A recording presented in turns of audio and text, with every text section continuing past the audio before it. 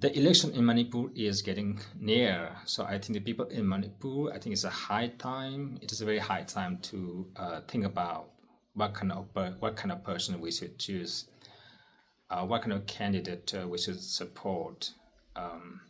So in this context, I think I like to bring the Epstein file as an example because I think it's easy to look at that, and then we can apply to our own situation.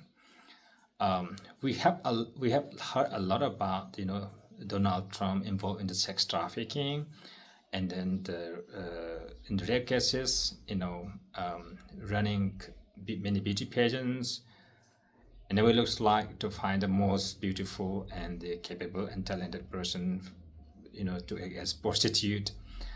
And look at Bill Clinton, how many times they've been in the Epstein file, and so on. So let's ask, do we in Manipur also have such kind of person? May not be to the extent, but involved in this kind of adultery behavior. So that's the thing we have to examine. Now, you see, even though the Epstein file is there and is allowed to be released before, but now only one person is released, okay? Because the rest, they are not able to release because those persons involved in the file are all rulers, such as Bill Clinton and Donald Trump also, and also like even the Elon Musk and so many like Bill Gates, all these people, these are billionaires. Okay, so if you open more, release more info, I think it's likely that more and more of those their connections in the crimes could be exposed. That's what I assume. Now, what I'm bringing here in Manipur context is that, okay, do we also have such person as I just mentioned before? So what kind of person should we choose? Then, if we choose a person who are adulterer and who are involved in the drug business, then do you think that this person will help the people bringing the constitutional laws apply effectively, and then help the people in Manipur for their rightful justice, for their human right, and all these things? So when you need for justice for rape or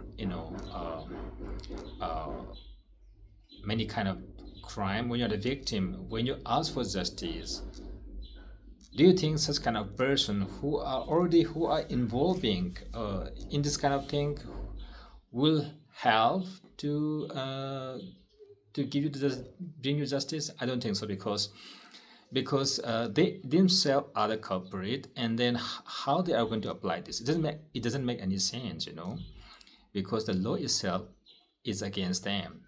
So I don't think they will apply that laws for justice. So as the election gets near, I think it's important to check the person's history. I think history, everybody know, I think, the kind of person who they are, how they are living, and how they are doing, how they make money, all these things.